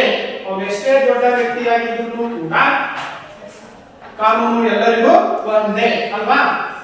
ಅದೇ ನೀವು ಹೇಳಿರ್ತಕ್ಕಂಥ ಎಕ್ಸಾಂಪಲ್ ಮನೆಯಲ್ಲಿ ಹೇಳೋದು ಬೇಕಾಗಿಲ್ಲ ಅನ್ಕೊಂಡಿದ್ವಿ. ಹಾಗಾಗಿ ಇಲ್ಲಿ ರಾಜ್ಯಶಾಸ್ತ್ರದ ಪ್ರಾಮುಖ್ಯತೆ ಇನ್ನೊಂದೇನಪ್ಪ ಅಂತಂದ್ರೆ ರಾಜ್ಯ ನ್ಯಾಯ ಕಾನೂನುಗಳ ಸಮಾನತೆ. ಎಲ್ಲರಿಗೂ ಕೂಡ ಇರ್ತಕ್ಕಂಥ ಪ್ರತಿಯೊಬ್ಬರಿಗೂ ಕೂಡ ಇಲ್ಲಿ ಜಾತಿ ಧರ್ಮ ಭೇದ ಭಾವ ಲಿಂಗ ಅಂತಕ್ಕಂಥದ್ದು ಏನು ಇಲ್ಲ. ತಪ್ಪು ತಪ್ಪೇ, ಯಾರು ಮಾಡಿದ್ರು ತಪ್ಪೇ ಅಂತಕ್ಕಂಥದ್ದು. ಎಲ್ಲರಿಗೂ ನ್ಯಾಯ ಅಂತಕ್ಕಂಥದ್ದೇನಿದೆ ಈಕ್ವಲ್ ಆಗಿದ್ರೆ ಸಮಾನತೆ ಅಂತಕ್ಕಂಥದ್ದು ಇರಬೇಕು ಅನ್ನೋದು. ಇನ್ನು ಮೂರನೇದು ರಾಜ್ಯಶಾಸ್ತ್ರವು ರಾಜ್ಯ ಮತ್ತು ಸರ್ಕಾರಗಳ ರಚನೆ ಮತ್ತು ಕಾರ್ಯಗಳ ಬಗ್ಗೆ ತಿಳಿಸುತ್ತೆ. ರಾಜ್ಯಶಾಸ್ತ್ರದ ಪ್ರಾಮುಖ್ಯತೆಯಲ್ಲಿ ಮೂರನೇದು ರಾಜ್ಯಶಾಸ್ತ್ರವು ರಾಜ್ಯ ಮತ್ತು ಸರ್ಕಾರಗಳ ರಚನೆ. ಈಗ ಒಂದು ಕರ್ನಾಟಕ ರಾಜ್ಯ ಇದೆ, ಸರ್ಕಾರಗಳ ರಚನೆ ಅಂತಂದ್ರೆ ಹೇಗೆ ರಚನೆ ಮಾಡ್ತಾರೆ? ಸರ್ಕಾರಗಳನ್ನ ಹೇಗೆ ರಚನೆ ಮಾಡ್ತಾರೆ? 5 ವರ್ಷಗಳಿಗೊಮ್ಮೆ ನಡೀತಕ್ಕಂತಹ ಸಾರ್ವತ್ರಿಕ ಚುನಾವಣೆಗಳ ಮೂಲಕ ನಾವು ಏನ್ ಮಾಡ್ತೀವಿ? ವೋಟ್ ಅನ್ನ ಹಾಕ್ತೀವಿ. ಯಾರು ವೋಟ್ ಹಾಕೋದು? ನೀವು ಅಂದ್ರೆ 18 ವರ್ಷ. ಅದು ಉತ್ತರ. 18 ವರ್ಷ ಮೇಲ್ಪಟ್ಟಿರ್ತಕ್ಕಂಥವ್ರು ಏನಿದ್ದಾರೆ ಅವರು 5 ವರ್ಷಗಳಿಗೊಮ್ಮೆ ನಡೀತಕ್ಕಂತಹ ಸಾರ್ವತ್ರಿಕ ಚುನಾವಣೆಗಳ ಮೂಲಕ ಸರ್ಕಾರಗಳನ್ನ ಅಥವಾ ಪ್ರತಿನಿಧಿಗಳನ್ನ ಆಯ್ಕೆ ಮಾಡಬೇಕು ಅಂತ ಹೇಳ್ಬಿಟ್ಟು ಈ ಒಂದು ರಾಜ್ಯಶಾಸ್ತ್ರ ನಮಗೆ ತಿಳಿಸ್ತಕ್ಕಂಥದ್ದು ಸಂವಿಧಾನದಲ್ಲಿ ಹೇಳಿದೆ. ಅರ್ಥ ಆಯ್ತಲ್ಲ? ವಯಸ್ಕ ಮತದಾನ ಅಂತ ಕರಿತೀವಿ ಇಂಡಿಯನ್ ಕಾನ್ಸ್ಟಿಟ್ಯೂಷನ್ ಅಥವಾ ಭಾರತದ ಸಂವಿಧಾನದಲ್ಲಿ 18 ವರ್ಷ ಮೇಲ್ಪಟ್ಟಿರ್ತಕ್ಕಂಥವರು ಮತ ಚಲಾಯಿಸತಕ್ಕಂಥ ಅಧಿಕಾರವನ್ನ ಹೊಂದಿದ್ದಾರೆ. 5 ವರ್ಷಗಳಿಗೊಮ್ಮೆ ನಡೀತಕ್ಕಂತಹ ಸಾರ್ವತ್ರಿಕ ಚುನಾವಣೆಗಳಲ್ಲಿ ಮತವನ್ನ ಚಲಾಯಿಸಿ ಒಂದು ಉತ್ತಮವಾಗಿರ್ತಕ್ಕಂಥ ಪ್ರತಿನಿಧಿಗಳನ್ನ ಆಯ್ಕೆ ಮಾಡಿ ಉತ್ತಮವಾಗಿರ್ತಕ್ಕಂಥ ಸರ್ಕಾರವನ್ನ ರಚನೆ ಮಾಡಲಿಕ್ಕೂ ಕೂಡ ಕಾರಣೀಭೂತವಾಗಿರ್ತಕ್ಕಂಥದ್ದೇ ರಾಜ್ಯಶಾಸ್ತ್ರ. ಅರ್ಥ ಆಯ್ತಲ್ಲ? ಹಾಗಾಗಿ ರಾಜ್ಯಶಾಸ್ತ್ರವು ರಾಜ್ಯ ಮತ್ತು ಸರ್ಕಾರಗಳ ರಚನೆ ಮತ್ತು ಕಾರ್ಯಗಳು. ಸರ್ಕಾರಗಳ ಕಾರ್ಯಗಳೇನು? ಅಭಿವೃದ್ಧಿ ಪಡಿಸ್ತಕ್ಕಂಥದ್ದು, ರಾಜ್ಯವನ್ನ ಅಭಿವೃದ್ಧಿ ಪಡಿಸ್ತಕ್ಕಂಥದ್ದು, ದೇಶವನ್ನ ಅಭಿವೃದ್ಧಿ ಪಡಿಸ್ತಕ್ಕಂಥದ್ದೇ ಸರ್ಕಾರಗಳ ಆದ್ಯ ಕರ್ತವ್ಯ. ಓಕೆ. ಇನ್ನು 4ನೇದು ರಾಜ್ಯಶಾಸ್ತ್ರವು ಸರ್ಕಾರದ ಭೂತ ವರ್ತಮಾನ ಕಾಲದ ಚಟುವಟಿಕೆಗಳು. ಭೂತ ಅಂತಂದ್ರೆ ಮುಗಿದು ಹೋಗಿರ್ತಕ್ಕಂಥದ್ದು ಏನಿದ್ದಾವೆ, ವರ್ತಮಾನ ಅಂತಂದ್ರೆ ಈಗ ಆಗಬೇಕಾಗಿರ್ತಕ್ಕಂಥದ್ದು. ಈಗ ಮಳೆಗಾಲ ಜಾಸ್ತಿ ಆಗಿದೆ. ಮಳೆಗಾಲ ಜಾಸ್ತಿ ಆಗಿರೋದ್ರಿಂದ ಏನಾಗ್ತಾ ಇದಾವೆ? ಪ್ರವಾಹಗಳು ಹುಟ್ಟಿದ್ದಾವೆ. ಪ್ರವಾಹಗಳು ಹುಟ್ಟಬೇಕಾದ್ರೆ ವರ್ತಮಾನ ಕಾಲದಲ್ಲಿ ನಾವೇನ್ ಮಾಡಬೇಕು? ಮುಂಜಾಗ್ರತಾ ಕ್ರಮಗಳನ್ನು ಕೈಗೊಳ್ಳಬೇಕು. ಏನ್ ಮುಂಜಾಗ್ರತಾ ಕ್ರಮಗಳು? ಕರಾವಳಿ ತೀರ ಪ್ರದೇಶಗಳು ಪ್ರವಾಹಗಳು ಎಲ್ಲಿದ್ದಾವೆ, ನದಿಗಳು ಎಲ್ಲಿದ್ದಾವೆ, ಅಲ್ಲಿರ್ತಕ್ಕಂಥ ಜನರನ್ನ ಬೇರೆ ಸ್ಥಳಗಳಿಗೆ ಶಿಫ್ಟ್ ಮಾಡಬೇಕು. ಮುಂಜಾಗ್ರತಾ ಕ್ರಮವಾಗಿ ವರ್ತಮಾನದಲ್ಲಿ ನಾವು ಮಾಡಬೇಕಾಗಿರೋದು ಅದನ್ನೇ. ಏನು ಆಗಲ್ಲಪ್ಪ ಅಂತ ಅವ್ರನ್ನ ಅಲ್ಲೇ ಬಿಟ್ರೆ ಅಲ್ವಾ ಸಾವು ನೋವುಗಳ ಸಂಖ್ಯೆ ಜಾಸ್ತಿ ಆಗ್ತಕ್ಕಂಥದ್ದು ನಾವು ಕಾಣ್ತಾ ಇದ್ದೀವಿ. ಹಾಗಾಗಿ ಇಲ್ಲಿ ರಾಜ್ಯಶಾಸ್ತ್ರವು ಸರ್ಕಾರದ ಭೂತ ವರ್ತಮಾನ ಕಾಲದ ಒಂದು ಚಟುವಟಿಕೆಗಳನ್ನ ಅಧ್ಯಯನವನ್ನ ಮಾಡ್ತಕ್ಕಂಥದ್ದು ಅಥವಾ ತಿಳಿಸ್ತಕ್ಕಂಥದ್ದನ್ನ ನಾವು ರಾಜ್ಯಶಾಸ್ತ್ರದ ಪ್ರಾಮುಖ್ಯತೆಯಲ್ಲಿ ಕಾಣ್ತಾ ಇದ್ದೀವಿ. ಇನ್ನ ರಾಜ್ಯಶಾಸ್ತ್ರವು ರಾಜ್ಯದ ಸಂವಿಧಾನ ಮತ್ತು ಕಾನೂನುಗಳ ಬಗ್ಗೆ ತಿಳಿಸ್ತಕ್ಕಂಥದ್ದು. 5ನೇದು ರಾಜ್ಯಶಾಸ್ತ್ರವು ರಾಜ್ಯದ ಸಂವಿಧಾನ. ಸಂವಿಧಾನ ಅಂದ್ರೆ ಗೊತ್ತಾ? ಸಂವಿಧಾನವನ್ನು ಬರೆದವರು ಯಾರು? ಡಾಕ್ಟರ್ ಬಿ ಆರ್ ಅಂಬೇಡ್ಕರ್ ಅವರು. ಹಾಗಾದ್ರೆ ಸಂವಿಧಾನ ಅಂದ್ರೆ ಏನು? What is the meaning of constitution? ಸಂವಿಧಾನ ಯಾವಾಗ ಜಾರಿಗೆ ಬಂತು? 1956 ಜನವರಿ 20. 1950 ಜನವರಿ 26 ನಾವು ರಿಪಬ್ಲಿಕ್ ಡೇ ಅಂತ ಮಾಡ್ತೀವಿ ಗೊತ್ತಾ? ಗಣರಾಜ್ಯೋತ್ಸವ. ಆ ದಿನವನ್ನೇ ನಾವು ಸಂವಿಧಾನ ಅಂತ ಕರಿತೀವಿ. ಅರ್ಥಾಯ್ತಲ್ಲ? 1950 ಜನವರಿ 26 ನಮ್ಮ ಸಂವಿಧಾನ ಅಂತಕ್ಕಂಥದ್ದು ಜಾರಿಗೆ ಬಂದಿರತಕ್ಕಂಥದ್ದು. ಸಂವಿಧಾನವನ್ನ ರಚನೆ ಮಾಡಿರ್ತಕ್ಕಂಥವ್ರು ಯಾರಪ್ಪ ಅಥವಾ ಬರೆದಿರ್ತಕ್ಕಂಥವ್ರು ಅಂತಂದ್ರೆ ಡಾಕ್ಟರ್ ಬಿ ಆರ್ ಅಂಬೇಡ್ಕರ್. ಹಾಗಾದ್ರೆ what is the meaning of constitution? ಸಂವಿಧಾನ ಅಂದ್ರೆ ಏನು? Very simple. ರಾಜ್ಯಗಳನ್ನ ನಿಯಂತ್ರಿಸುವ ಕಾನೂನುಗಳು. ಇದನ್ನ ನಾವೇನಂತ ಕರಿತೀವಿ? ಸಂವಿಧಾನ ಎಂಬುದಾಗಿ ಕರೆಯಲಾಗುತ್ತದೆ. ರಾಜ್ಯಗಳನ್ನ ನಿಯಂತ್ರಿಸುವ ಕಾನೂನುಗಳೇ ಸಂವಿಧಾನ. ಹಾಗಾಗಿ ರಾಜ್ಯಶಾಸ್ತ್ರವು ರಾಜ್ಯದ ಸಂವಿಧಾನ ಮತ್ತು ಕಾನೂನುಗಳ ಬಗ್ಗೆ ಅಧ್ಯಯನವನ್ನ ಮಾಡುತ್ತೆ. ಈ ಸಂವಿಧಾನ ಮತ್ತು ಕಾನೂನುಗಳ ಅಡಿಯಲ್ಲಿನೇ ಸರ್ಕಾರಗಳು ತಮ್ಮ ಆಡಳಿತವನ್ನು ನಿರ್ವಹಿಸಬೇಕು. ಅರ್ಥ ಹೇಳ್ತಿರೋದು? ಸರ್ಕಾರಗಳು ಹೇಗೆ ರಚನೆ ಆಗ್ತವೆ? ಸಂವಿಧಾನದ ಅಡಿಯಲ್ಲಿನೇ ಕಾನೂನುಗಳ ಅಡಿಯಲ್ಲಿನೇ ತಮ್ಮ ಕಾರ್ಯಕಲಾಪಗಳನ್ನ ನಿರ್ವಹಿಸಬೇಕಾಗುತ್ತೆ ಅಥವಾ ನಡೆಸಬೇಕಾಗುತ್ತೆ. ಇದು ಕೂಡ ಒಂದು ರಾಜ್ಯಶಾಸ್ತ್ರದ ಪ್ರಾಮುಖ್ಯತೆ. ಓಕೆ, ಇನ್ನ ಉತ್ತಮ ನಾಗರಿಕರನ್ನ ಸೃಷ್ಟಿಸ್ತಕ್ಕಂಥದ್ದು ಯಾವುದು? ರಾಜ್ಯಶಾಸ್ತ್ರ ಏನಿದೆ ಉತ್ತಮ ನಾಗರಿಕರನ್ನ, ಏನು ಉತ್ತಮ ನಾಗರಿಕರನ್ನ? ಒಂದು ಉತ್ತಮವಾಗಿರ್ತಕ್ಕಂಥ ಸರ್ಕಾರ ಅಂತಕ್ಕಂಥದ್ದು ರಚನೆ ಆಗಬೇಕಾದ್ರೆ ಉತ್ತಮವಾಗಿರ್ತಕ್ಕಂಥ ಪ್ರಜಾಪ್ರತಿನಿಧಿಗಳನ್ನ ಆಯ್ಕೆ ಮಾಡ್ತಕ್ಕಂಥ ಜವಾಬ್ದಾರಿ ಯಾರಿಗಿರುತ್ತೆ? ನಮಗಿರುತ್ತೆ. ಆ ಜ್ಞಾನವನ್ನ ಕೊಡ್ತಕ್ಕಂಥದ್ದು ಯಾವುದು? ರಾಜ್ಯಶಾಸ್ತ್ರ ಅಲ್ವಾ? ರಾಜ್ಯಶಾಸ್ತ್ರ ಆ ಜ್ಞಾನವನ್ನ ಕೊಡ್ತಕ್ಕಂಥದ್ದು. ಹಾಗಾಗಿ ರಾಜ್ಯಶಾಸ್ತ್ರವು ರಾಜ್ಯದ ಸಂವಿಧಾನ ಮತ್ತು ಕಾನೂನುಗಳ ಬಗ್ಗೆ ತಿಳಿಸುವುದರ ಜೊತೆಗೆ ಉತ್ತಮ ನಾಗರಿಕರನ್ನ ಸೃಷ್ಟಿ ಮಾಡತಕ್ಕಂಥ ಜವಾಬ್ದಾರಿಯೂ ಕೂಡ ಯಾವುದಕ್ಕೆ ಇರುತ್ತೆ? ರಾಜ್ಯಶಾಸ್ತ್ರಕ್ಕೆ ಇರುತ್ತೆ. ಓಕೆ, ಇದು ಕೂಡ ಒಂದು ರಾಜ್ಯಶಾಸ್ತ್ರದ ಪ್ರಮುಖವಾಗಿರ್ತಕ್ಕಂಥ ಪ್ರಾಮುಖ್ಯತೆ. ಇನ್ನ ಕೊನೆಯದಾಗಿರ್ತಕ್ಕಂಥದ್ದು ರಾಜ್ಯಶಾಸ್ತ್ರವು ಅಂತಾರಾಷ್ಟ್ರೀಯ ಸಂಬಂಧ. ರಾಷ್ಟ್ರೀಯ ಅಂದ್ರೆ ಏನು? ಅಂತಾರಾಷ್ಟ್ರೀಯ ಅಂದ್ರೆ ಏನು? ರಾಷ್ಟ್ರೀಯ ಅಂದ್ರೆ ನಮ್ಮ ದೇಶ, ಅಂತಾರಾಷ್ಟ್ರೀಯ ಅಂತಂದ್ರೆ ವಿದೇಶ. ಅರ್ಥ ಆಯ್ತಲ್ಲ? ರಾಷ್ಟ್ರೀಯ ನಮ್ಮ ದೇಶ, ಅಲ್ಲಿ ಕೊಟ್ಟಿರ್ತಕ್ಕಂಥದ್ದೇನು? ರಾಜ್ಯಶಾಸ್ತ್ರವು ಅಂತಾರಾಷ್ಟ್ರೀಯ ಸಂಬಂಧಗಳ ಬಗೆಗಿನ ಜ್ಞಾನವನ್ನು ನೀಡುತ್ತೆ. ಈಗ ಭಾರತ ಇದೆ, ಭಾರತ ವಿಶ್ವದ ಹಲವಾರು ರಾಷ್ಟ್ರಗಳ ಜೊತೆ ಉತ್ತಮವಾಗಿರ್ತಕ್ಕಂಥ ಸಂಬಂಧವನ್ನ ಹೊಂದಿದೆ. ಅದನ್ನೇ ನಾವು ಅಂತಾರಾಷ್ಟ್ರೀಯ ಸಂಬಂಧ ಅಂತ ಕರಿತೀವಿ. ಈಗ ಅಮೆರಿಕ ಮತ್ತು ಭಾರತ ಉತ್ತಮವಾಗಿರ್ತಕ್ಕಂಥ ಬಾಂಧವ್ಯವನ್ನ ಹೊಂದಿದೆ. ರಷ್ಯಾ ಮತ್ತು ಭಾರತ ಉತ್ತಮವಾಗಿರ್ತಕ್ಕಂಥ ಸಂಬಂಧವನ್ನ ಹೊಂದಿದೆ. ವಿಶ್ವದ ಹಲವಾರು ರಾಷ್ಟ್ರಗಳ ಜೊತೆಯಲ್ಲಿ ಭಾರತ ಉತ್ತಮವಾಗಿರ್ತಕ್ಕಂಥ ಸಂಬಂಧವನ್ನ ಹೊಂದಿರ್ತಕ್ಕಂಥ ನಾವು ಕಾಣ್ತಾ ಇದ್ದೀವಿ ಅಲ್ವಾ? ಉತ್ತಮವಾಗಿರ್ತಕ್ಕಂಥ ಸಂಬಂಧವನ್ನ ಹೊಂದಿರತಕ್ಕಂಥದ್ದನ್ನ ನಾವು ಗಮನಿಸಬಹುದಾಗಿದೆ. ಅದನ್ನೇ ನಾವೇನಂತೀವಿ? ರಾಜ್ಯಶಾಸ್ತ್ರವು ಅಂತಾರಾಷ್ಟ್ರೀಯ ಸಂಬಂಧಗಳ ಬಗೆಗಿನ ಜ್ಞಾನವನ್ನ ನೀಡತಕ್ಕಂಥದ್ದು. ಈಗ ನಮ್ಮ ಬರೀ ಸಂಬಂಧವನ್ನು ಉತ್ತಮವಾಗಿರ್ತಕ್ಕಂಥ ಬಾಂಧವ್ಯವನ್ನು ಹೊಂದಿವಿ. ಚೀನಾ ಮತ್ತು ಪಾಕಿಸ್ತಾನ ಶತ್ರು ರಾಷ್ಟ್ರಗಳು ನಮಗೆ ಅಲ್ವಾ? ಶತ್ರು ರಾಷ್ಟ್ರಗಳು, ಕೆಲವು ಮಿತ್ರ ರಾಷ್ಟ್ರಗಳಿದ್ದಾವೆ, ಇನ್ನು ಕೆಲವು ಶತ್ರು ರಾಷ್ಟ್ರಗಳಿದ್ದಾವೆ ಅಲ್ವಾ? ಹಾಗಾಗಿ ಹೆಚ್ಚಿನದಾಗಿ ನಾವೇನೇನು ಹೊಂದಿರಬೇಕು? ರಾಜ್ಯಶಾಸ್ತ್ರದಲ್ಲಿ ಏನನ್ನ ತಿಳಿಸುತ್ತೆ? ರಾಜ್ಯಶಾಸ್ತ್ರವು ಅಂತಾರಾಷ್ಟ್ರೀಯ ಸಂಬಂಧಗಳ ಬಗೆಗಿನ ಜ್ಞಾನವನ್ನ ತಿಳಿಸ್ತಕ್ಕಂಥದ್ದು, ಸಂಬಂಧಗಳನ್ನ ತಿಳಿಸ್ತಕ್ಕಂಥದ್ದು ನಾವು ಕಾಣ್ತೀವಿ. ಎಲ್ಲವೂ ಕೂಡ ರಾಜ್ಯಶಾಸ್ತ್ರದ ಪ್ರಾಮುಖ್ಯತೆಯಾಗಿರ್ತಕ್ಕಂಥದ್ದು. ಅರ್ಥ ಆಯ್ತಲ್ಲ? ಎಸ್, ಹೋಮ್ವರ್ಕ್ ಕೊಡ್ಬೇಡಿ ಬೇಗ.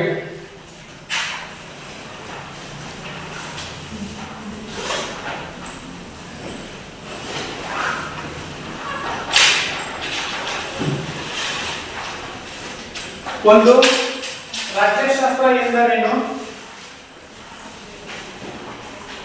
ರಾಜ್ಯಶಾಸ್ತ್ರ ಎಂದರೇನು? ರಾಜ್ಯಶಾಸ್ತ್ರದ ಪಿತಾಮಹ ಯಾರು? ರಾಜ್ಯಶಾಸ್ತ್ರದ ಪಿತಾಮಹ ಯಾರು? ಪ್ಲೇಟೋ ಬರೆದಿರ್ತಕ್ಕಂಥ ಗ್ರಂಥ ಯಾವುದು? ಪ್ಲೇಟೋ ಬರೆದಿರ್ತಕ್ಕಂಥ ಗ್ರಂಥ ಯಾವುದು? ಕೊನೆಯ ಪ್ರಶ್ನೆ, ರಾಜ್ಯಶಾಸ್ತ್ರದ ಪ್ರಾಮುಖ್ಯತೆ. Thank you.